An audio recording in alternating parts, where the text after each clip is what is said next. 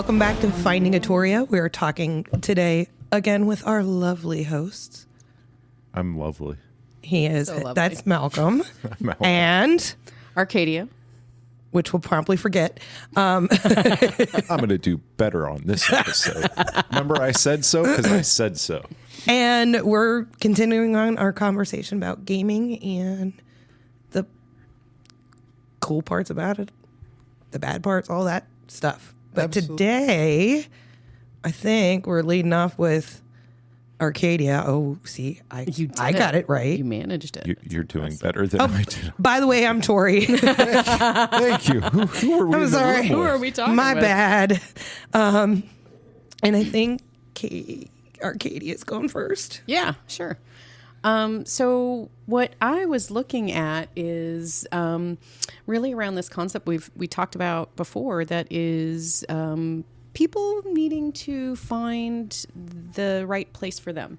Right. That I've been active in a fair number of social media forums, and it really struck me. I was reading one comment from a guy who put out to the community, hey, what do you think about this? And it was that his DM had apparently killed off his PC, but in a manner in which there was no combat, there was no saving throw, there was no opportunity for the player Just boom dead. to save the character. So he just kind of wrote him out of his story. Yeah, and that basically, as the DM told the story, is this person has been erased from existence. Nobody remembers them.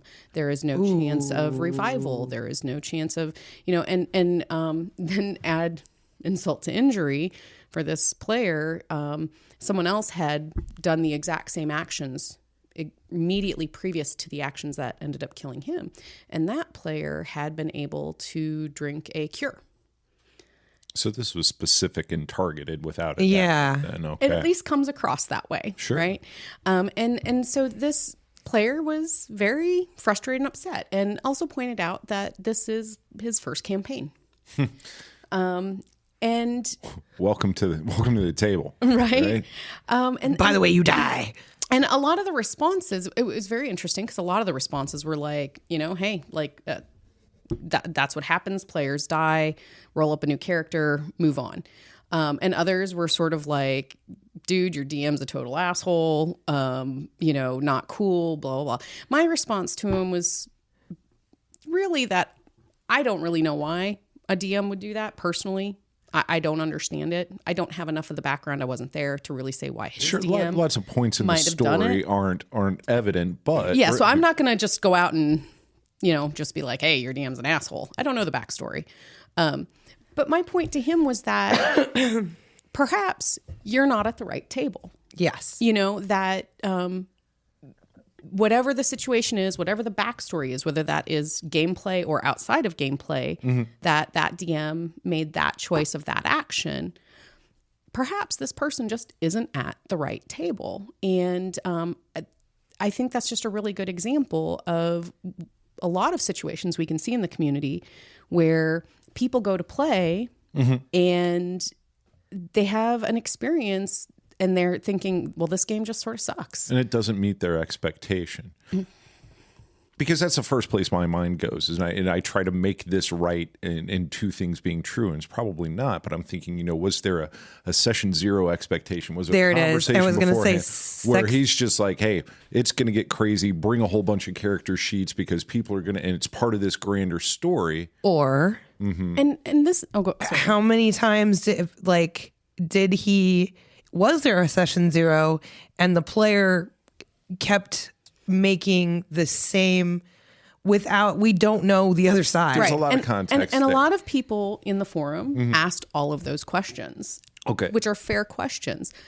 I guess I sort of go to, do those questions and answers actually matter? If this player is at this table with this DM and either the player's actions, caused some reaction from the DM, Sure. or the DM did something that the player did not enjoy as a part of play, to me, the real issue there is perhaps you're not with the right group of people. You got a misalignment. And there is, this game is, I think, hands down one of the most beneficial things that a person can have in their life in a lot of ways. I mean, and we're lucky enough, and Malcolm, you're going to talk about it later, so I don't want to go too far down this path, but that we've even got research now showing like how beneficial it can be. Role-playing can be. Right. But in order to see that, in order to have those benefits, you need to be with the right group of people. And perhaps in this situation, this person isn't with the right group. And so that was sort of my response to him ultimately, was that, you know, don't give up on the game. This is your first experience with it. Like, don't give up on the game. Find a group of people that, you know, will be your table, because when you find that, you develop lifelong friendships. You see just you find your people. Yeah, you find your people, and you have memories that will last a lifetime that are amazing. Absolutely. And I will say this, that the finding your table thing and the killing off a PC, I have seen somebody get kicked out of a table because of their actions. They pulled some shady shit.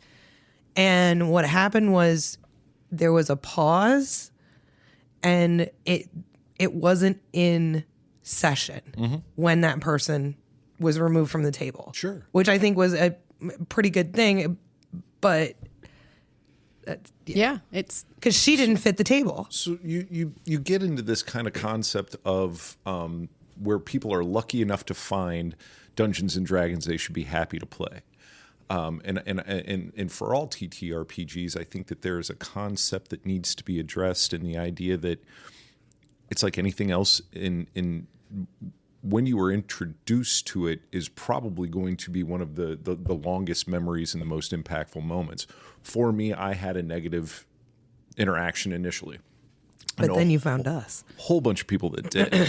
But it kind of soured it to me, because there were things about the game that before I even knew anything about it, I liked. I liked the idea of stats on a monster and rolling for outcomes and ideas.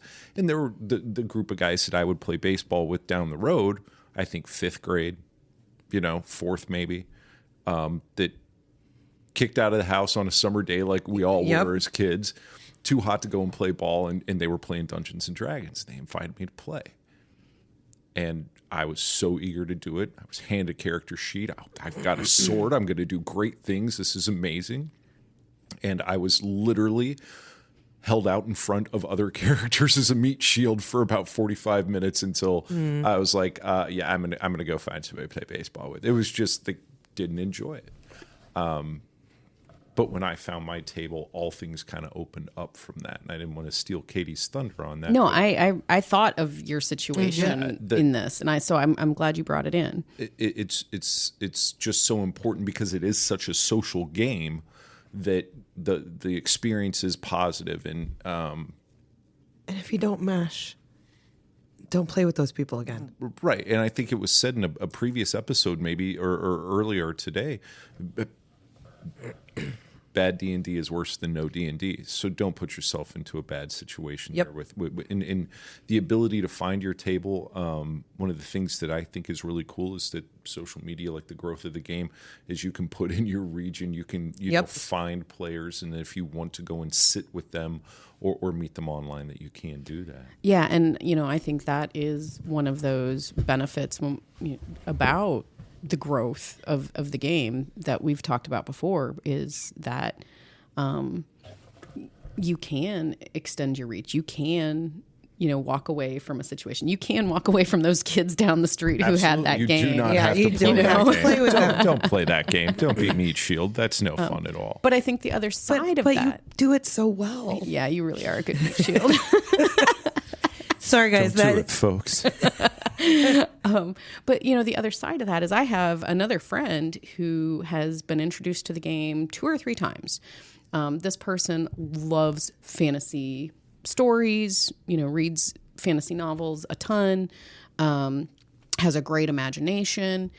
And both times that they've sat down to play a game, it's been an awful experience. And she shared it with me, and I can see why it was an awful experience. And it wasn't so much the gameplay, it was trying to, session 0 with a whole group of people who have never played before except for one person running the game. And then so get through all of session 0. You find yourself in an alley. And when I say session 0, I'm talking about building characters as well as explaining rules, as all of that. And then after all the time it takes to do that, actually sitting down and playing a game, that's just way too much for one person that's never played to take on. Yeah, that's and I forget what the example was of the other session that she played, but it was a similar type of thing. Like, it wasn't so much that the game was bad, it just was sort of run poorly. And so it was boring, it was tedious, it was just overwhelming, it was too much. And so I cannot get her of course to try again. Right.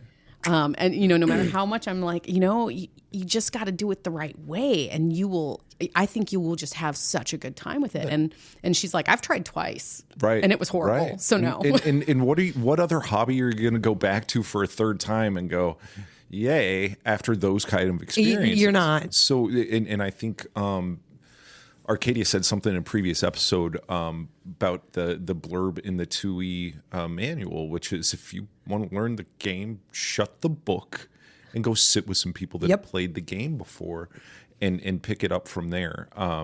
But you can do that when you take the time to find the right table. And I think that people that are out there, I chucklingly call it the speed dating of TTRPGs, where you go out and just bounce from Discord server to Discord server, and I just think that you're playing the game. You're playing whatever game you're playing. I'm taking nothing away from it, and some of those are run so well that it's mind numbing, but you're not playing with your table per se. You're out there consuming D&D instead of sitting with people and playing it. But I think one of the things connected to this that I really, really loved is been looking through the 50th anniversary of the Dungeons and Dragons Time magazine, because I'm sorry, like, let's give a shout out, 50 years, and we're at a point where Time is putting out an entire issue about Dungeons and Dragons. That's because geeks kick ass. Right. I was wondering, did Time ever run a cover article on the Satanic Panic? That'd be a really cool juxtaposition. But yes, I've been maybe if it's like Mad or a Mad magazine, and if you turn one of the pages upside down or something, it has it's a D20 with horns on it. Right. Oh, Jimmy Christmas. Anyway, I'm sorry. I've read part of this as well. It's very, very impressive stuff from cover to cover. Yeah, but one of the things to this point that I love, because I think it is only a true statement if you are at your table, and it's in one of the very first stories. It's by Michael Whitwer, and talking about the backstory of the game, sort of explaining the game a little bit, and just paraphrasing. He comes round to the idea that players are not just a part of the story, but actually participate in building it. And then the further follow-up is that D&D is not a game you play. It's a game you create. You're not sitting down and playing Clue or Catan or what Risk. I don't know. You are actually creating the game as you play it, whether you're playing rules as written, whether you're playing more open for your style like we do with a homebrew. But every time you sit at the table, you're not just telling a story. You're creating a game. It doesn't exist until you do it. Right. And it doesn't actually happen until the characters make the choices, the things are done, the dice are rolled. The game doesn't exist in its true form until it's actually played. It is not pre-existing. Yeah. It's a way cooler form of choose your own adventure. Right? And it's not determined by the DM. No, and it should not. It is determined by everyone Absolutely. at the table and the choices that they're making. And like, what's coming to my mind is, Atoria, our world. Yes, absolutely. First, we didn't sit down when we were 14 years old and say, I don't know. There's a crayon map that might say something about that. Tori, yeah, but I think that was more like, when we were maybe 16 or 17. I'm sorry, teenagers. What? Did we not just say? Okay, never. I was in novels class, and I don't know why I had crayons. Okay. It was a great class. I was chewing on something. It could have been one of them. I'm sorry. I love the look. We have my shitty ass picture of the keep. It's all good, but to the point of, we created homebrew modules, Yep. Adventures. But it was all of those years of playing together, running those stories, running those modules that created Arcadia.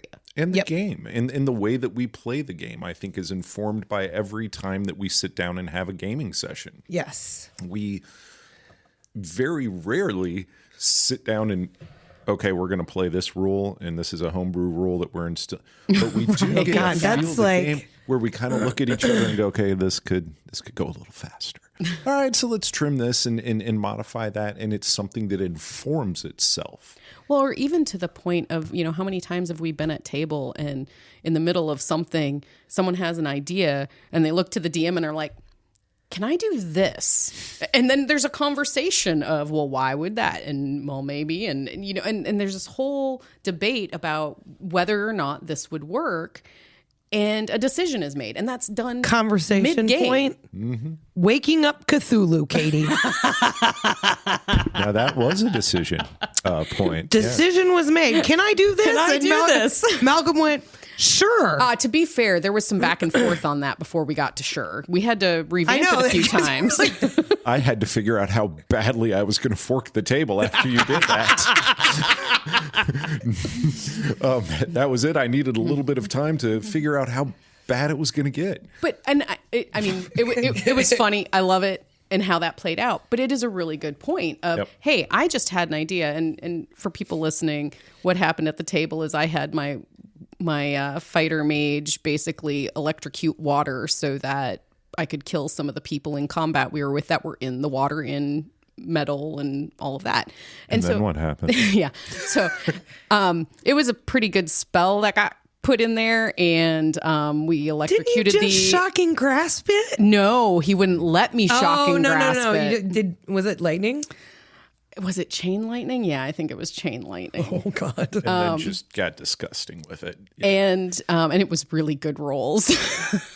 Because there were a few things that were very particular about what she wanted to happen and not very particular about what she did not want Right. to happen. So, But I mean, it was one of those moments where at the table, and we had a few that game session that were narrative. where Yeah. where players, we were using science, we were using That was physics, the we physics were using, ga- that was the physics to say, game. well, this should work if I could do this, but we've never done anything like this before. So is that okay? Does it work that way? Do you agree that it works that way? And we have those discussions in game. Sure. And to the point of you're creating the game while you play the game. Ever And evolve. yes, I killed everything living in the bay And woke up Cthulhu. Well, we haven't named it. What'd we call him? Bob? I think it was Tim. Tim? Tim. No, Tim. it was Tim I Bubbles. took It Tim's was head, Bubbles. man. It was It was Bubbles. It was Bubbles. Bubbles? Yeah. Oh, right. Because Chase actually got to talk to it. Yes. Oh, God. Conversating with the netherworld demonic overlord Cthulhu's brother. Bubbles. Bubbles. Yeah, no, Tim's dead, man. Yes. Tim's dead. Yeah, Tim is dead. I just trigger trauma. It was okay. Sorry. Sometimes I wake up at night and scream Tim, and then whimper and go back to sleep. Anyway, enough of my ill-fated NPCs. Very cool stuff, I thought, on that.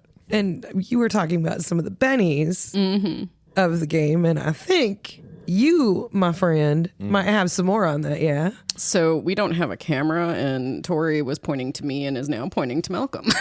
Yes. Why don't we? Should we pause for the cause? Let's take a little break here and talk about some other things, and we'll be right back with my story and continue on in finding Arcadia, yeah? This episode of Finding Arcadia is sponsored by Wordleaf Media, LLC. Do you have a story or know a person in our community that people should hear more about? Message the podcast on Facebook. And as always, you can find more Arcadia by supporting the show on our Patreon. Now back to Tori, Arcadia, and Malcolm and your episode. Are we live? I believe that we are. Fantastic. Welcome back. We're back at Finding Atoria, and we were talking about the benefits of gaming. And Malcolm has a good story on that. I think that I do. I appreciate the opportunity to do it, but I kind of did a very low-level glance over on something that's been very intriguing to me when we talk about the benefits of the table and we talk about our table and Atoria. We've all known that just about everyone that sat down with us has gotten benefit almost to the level of medicinal from playing this game. Absolutely. Yes. And I have to preface my little portion of this by saying I am not a doctor. I know the two people at the table with me, and neither are they. But very familiar with the hobby, TTRPG veterans, and very familiar with therapy in other spaces. And so that's what I kind of took a look at, which was, therapy in the hobby, therapy in the community, and how TTRPG experiences are impacting mental health clinically. And I've got to cite a couple sources. The first thing that I did is read the Time Magazine 50th anniversary edition, and there's some great stuff in there, and there's an article that I'll reference later. And then the second thing that I did is interacted with a book by Dr. Megan A. Cannell called Tabletop Role-Playing Therapy, and I think that that's something that rings a bell for Tori. And tell us a little bit about how you knew that name when I brought it up the other day. Pretty sure, because there was a TikTok, and this was years ago, about gaming, and she was asking for people to be part of the study. Very cool. And you got to the link, and I spent like 45 minutes filling this out, and it asked all sorts of things about like the type of player you are, like that kind of stuff, what you prefer. Went through, it was comprehensive, and I think I figured out a couple of things about myself. Went, makes sense. All right, continue on smartly. So very, very cool. Well, I think that research went into a book that she has done called Tabletop Role-Playing Therapy, and a little bit about Dr. Cannell is former U.S. Army psychiatrist. Board certified psychiatrist, and is what is termed an applied GM. So runs games with the clinical application of TTRPGs as therapy for her clients and patients. That is just, the idea of that is just crazy. It's mind-boggling to me. It's hard to wrap my head around, and I'm absolutely like, I either A, want that kind of therapy, or B, would love that kind of job. Once again, those people are going to have to be really good. Absolutely. Really good, because there's enough going on where you're like, oh, wait, but we got to deal with this issue with the patient. It blows my mind to think about sitting there running a game, but also, doing a doctor's work with patients at the time. But and Tori, do you mind if we bring in, just because of the topic, yeah, your previous job? Oh, I was a psych nurse for over 10 years. Yeah. Okay, so you've got a little bit of insight on some of the things that are being said there, and a lot of it, quite honestly, was new to me, not in theory, but in specifics, in some of the things that are being used.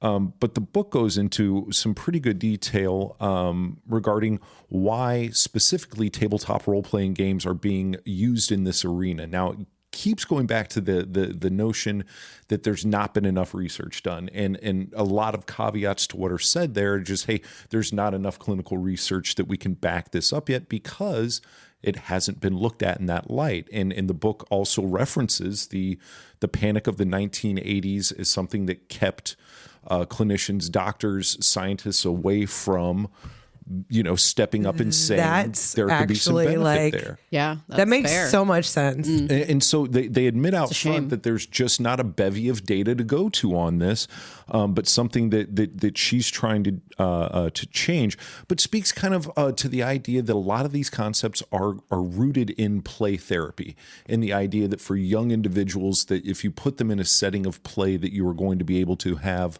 better interactions in a therapeutic sense. It's safe. It's a safer space for a lot of reasons. And it's a more natural reaction for kids. Absolutely. In that safeness is going to be the comfort to give a genuine response to some things.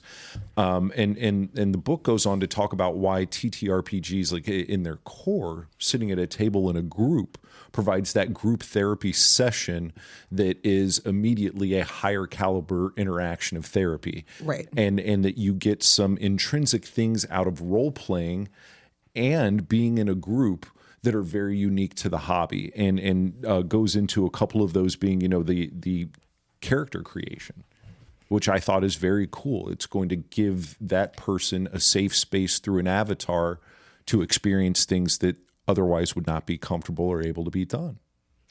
Honestly, that one, hey. Personal ding, ding, experience. Go. Personal experience. Well, yeah, gaming saved my lives, guys. Lives. Well, mine Maybe, and my sure. character. Sure. I mean, gaming saved my life. The therapeutic thing is no shit. But continue on smartly, and I'll end it. No, absolutely. So the book is just, and I'm not here to plug the book. I did not finish the book as of yet, but I can recommend it in the idea that you're kind of getting to the core of what, from that therapy aspect, is unique in being at a table, doing character creation, having a session zero. And they talk about the characters being huge because you can associate aspirations to your character. You can remove fears while building a character. You can build or work through emotions safely without Trauma. Yeah, trauma, anger. Oh my God. Without harming yourself or others. Absolutely. And they give very generic examples of, like a younger player that maybe has a social anxiety issue from experiencing bullying or something like that, and has trouble creating boundaries, where if they're able to create this character who has a different expectation of boundaries and learn through repetition applying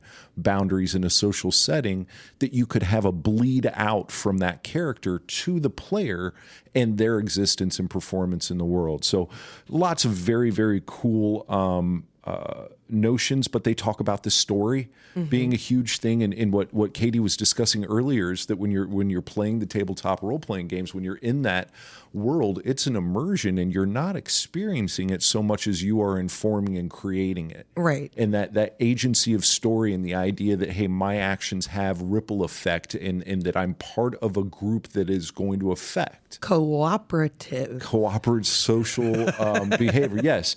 And so those things are not forced, but they're intrinsic through the game. And it's one of those things that the story informs so well, and then the mechanics are also there that are very cool to say, I can progress and level, I can acquire skill, and just seeing character growth is something that reinforces the ability to harness personal growth. I am curious because I've heard her mentioned. I've heard the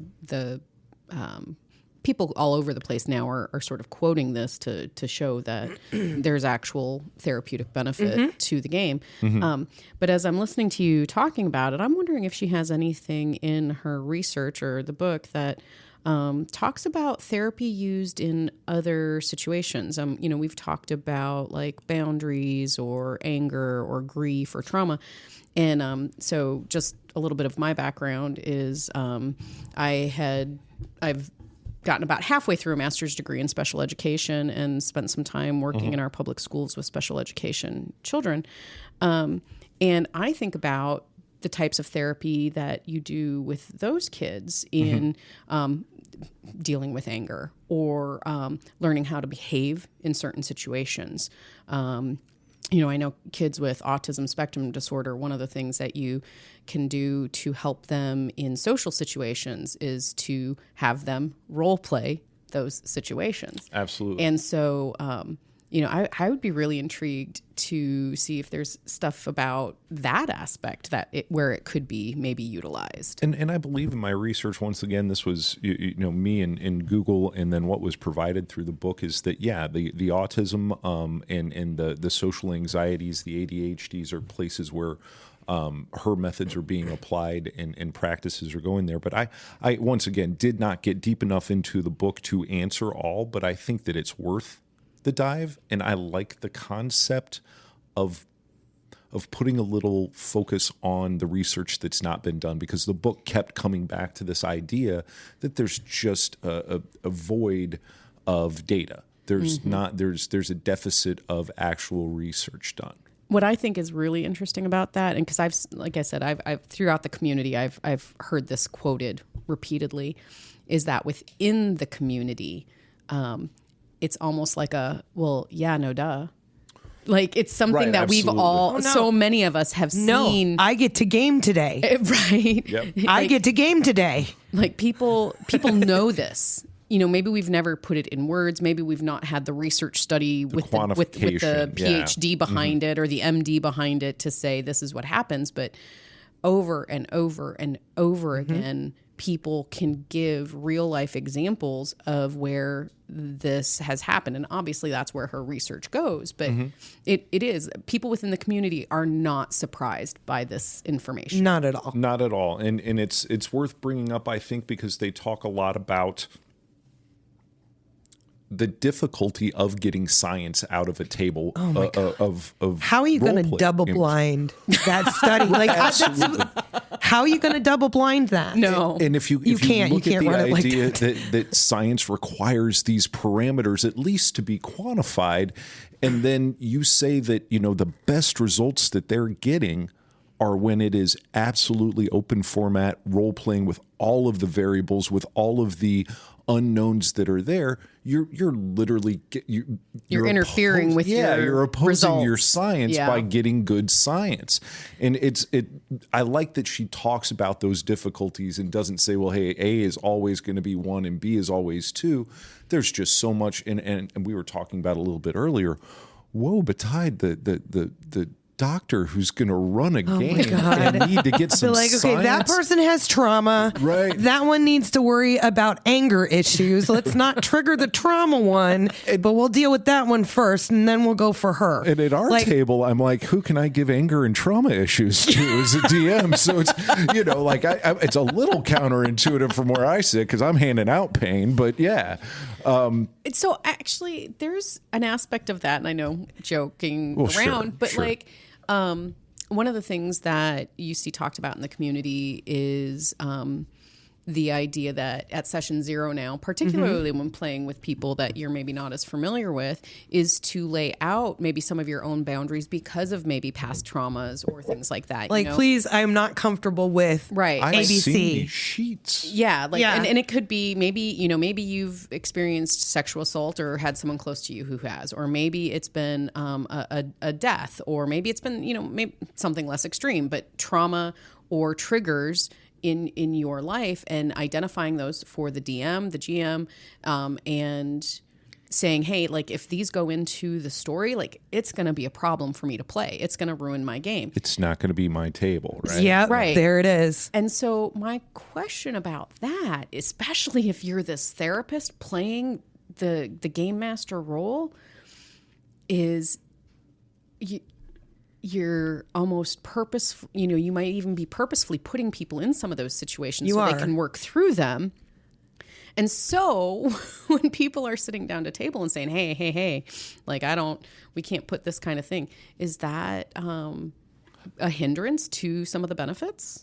I think that it's different because when you're doing that applied GM work, you're in the space of a doctor, and I'm going to give you more trust and understanding that you're going to be bringing these things in from a therapy standpoint versus needing to stay away from them. I think that if you engage somebody like the doctor there, you're doing that for therapy. It's a tool for therapy. Yep. In the same way, curious. No, I'm going to take a prescription from my doctor, but Brent down the road, you know what I mean? Yeah, Like, I'm not getting And at the same time, where I think it would be incredibly irresponsible for a GM to tout that they have those abilities and are interested in doing that science and can provide therapy without being a therapist. Without being a therapist. Yeah, I think that you can get good benefits at the table. I think we all do. But once again, Brent versus the doctor. Go for the doctor. I'm not prescribing shit. Right. We're going to have a good time. I hope everybody laughs and it's going to be great. But at no point in time am I doing the scientific work. No point in time do I have the expertise there. But absolutely. I mean, it's no different than, I can sit down and with my friends and talk about things in my life that are bothering me, and that can be helpful and beneficial, but it's not the same as sitting down with a therapist. It's not clinical. Yeah. Absolutely. Yeah.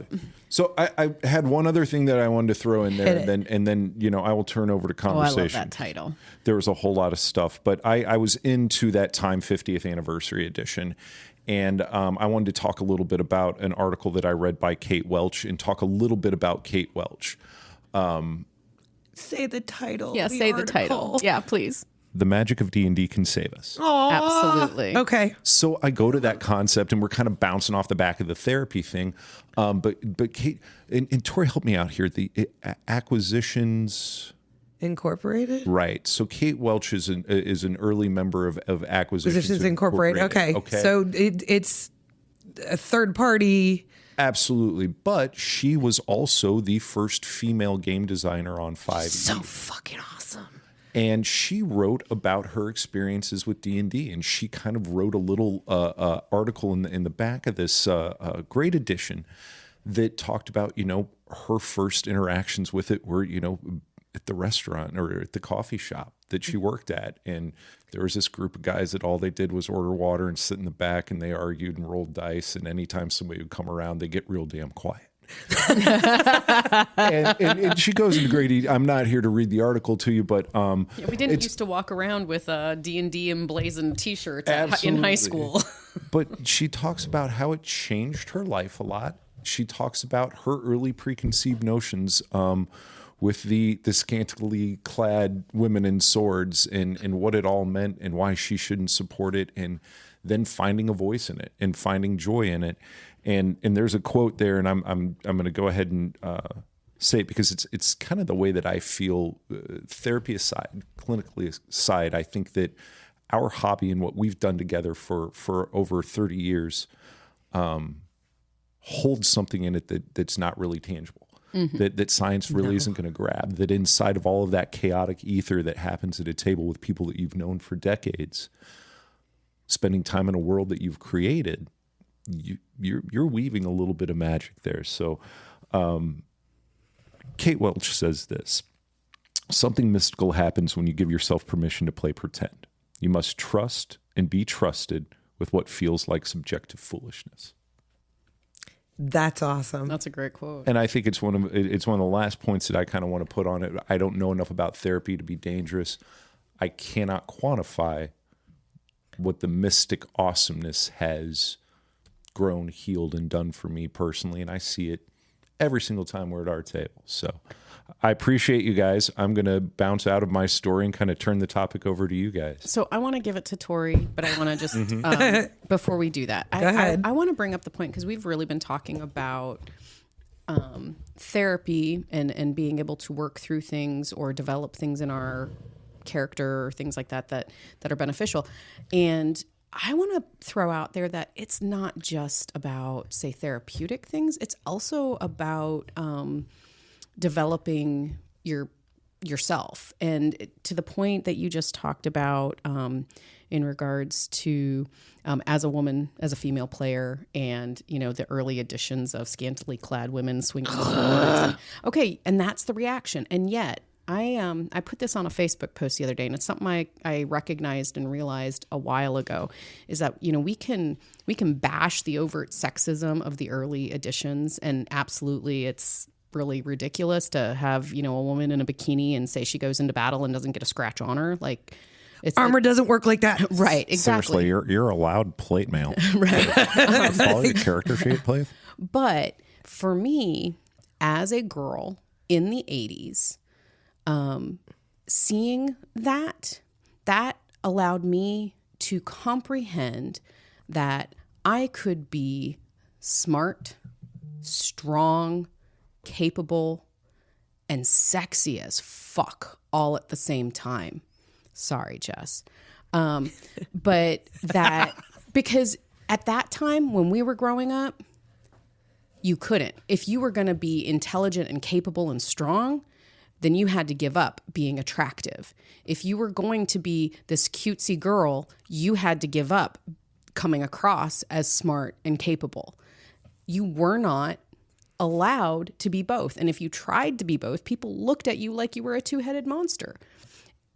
The world of fantasy taught me that I could be that I could be anything, that I could kill any monster. I could be the same or better than any man. And so, like, yeah, we can talk about how it came across, and I'm sure it's just the armor thing that really I totally agree. Irritates the shit out of me. It's like, how does that? Absolutely, there is no point in any of that. None you might as well whatsoever. be running around Starkers. Absolutely, but that's the piece of it is the ferocity of the a female fighter next to the concept of just raw sex appeal. That just juxtaposed next to each other is powerful. Bitches with blades be sexy. Damn straight. Just saying. Not therapeutically. But so to the idea, and I know that gets us away from the idea of therapy, but it does get us to the fact that there's an aspect to that helped me form very strong, important pieces of foundational my stuff. Absolutely. character. Yep. And it's easy, especially, okay, so I was a boy in the 80s. And it's You were? Oh my gosh, really? No, but I would say that it's very, very easy to see who that was written for, who that was illustrated absolutely. for. Who had the pen, so to speak, at the time. Very much so. And who had the dollars that the pen was going after. Yep. Makes it very clear to me that if you're matching media of the time and Conan the Barbarian has just raked in millions, absolutely fur bikinis for everybody. Everyone's tone, by the way. Well, I was going to say, let's be fair. Conan wasn't wearing much either. So it was all out there, but no, I think that there are obvious reasons why it was done, and I think that I hope that there were more people that took it that way because of what they wanted it to seem to people did not have to mean that to you, didn't have to mean it to me or to anyone. And if you find a place of empowerment and understanding, like you say, foundational, knowing who you were and wanted to be from that, phenomenal. I still think that unless you have a dexterity above 24, you're really screwed. Right, absolutely. I mean, you gotta be kidding me over here. Plus, we have elemental issues. You're not going to stand up to the storm as well as other. From a DM, I'm just saying you're going to have it's going to be a rough day. You're going to look amazing. Charisma checks are going to probably pop off, but we're going to have a bad day. It's going to be cold. It's going to be at some point. It's just going to be cold. Like at some point, it's going to be. It's magic. Okay, really? It's not that magic. No, it's still metal. All right. So both Katie and Malcolm wanted me, I'm sorry, Arcadia, I'll figure it out, wanted me to tell the story because D&D saved my life. Period. End of story. And sorry to bring it down, but it's a positive thing. My father committed suicide when I was 13. I was a very angry, very lost, very hurt teenager. And then Arcadia and I became friends. And she asked me one day, hey, do you want to game with us? And I went, what are you talking about? Are cheesy? Like, what are we talking about? No, D&D. Wait, like, isn't that... No, it's okay. It's okay. Okay. So then... I do it with my parents. Yeah. But it can't hurt you the first time. So I picked up character sheet and made a little gnome thief that... Burry, who was my first baby. She was not my therapy baby, though. No. My therapy baby was Norian. So after playing with Katie's family and I retired this character with that table. When we started our table and Arcadia started, I played which it doesn't, this subclass doesn't exist anymore, but I played a bounty hunter back when it was thieves, not rogues. Exactly. It took me a while to change to rogue. I know, it was so weird. We started off with 2nd edition AD&D. That's what we started our table as. Now, I got to play this little bitch, and she was angry, but it was a controlled way to get out my anger without it hurting anybody, except sometimes the DM's feelings if I killed their person. Often. Sorry. So often. Sorry. No, sorry. At least it wasn't magic missile. So often. So fucking often. But it also gave me a chance to get out of my own skin, which was really a horrible place for me at the moment. So I was able to put that me down to be this like awesome ass person who could do all this stuff that the me could not do. And Tori, we're talking 93, 90. Yeah, 92, Well, 93. it was, Yeah. 94? When we started playing. 91. 91? Right. And then your Okay. table the following year. Yeah. Yeah. So nobody was talking about therapy. Right. Well, we were with both, we were 20-sided still die. almost dealing with people thinking it was satanic. right. Nobody was sitting there being able to even conceive of the benefits besides, you know what, she's hanging with her friends and she's inside and doing well. You're going through some work at that table. Am I remembering correctly? Was it Carter's parents that thought it was the satanic thing? I thought so. I don't know. I think it was. That just hit me. We had somebody in our friend group. I who said, thought yeah. it was Carter's parents. I think it was. Yeah. But being able to step out of me just gave me enough of a breather to go back to being me for the rest of the week. Mm-hmm. Yeah. And it was that I had X many hours. Just magic circle. Just, Yep. I was nothing that was going on in the real world was happening. I didn't have to think about it. That pain was put away. Mm-hmm. And I got to be this other person who did all this awesome shit. It saved me. I would not have made it. End of story. Thank you for sharing that.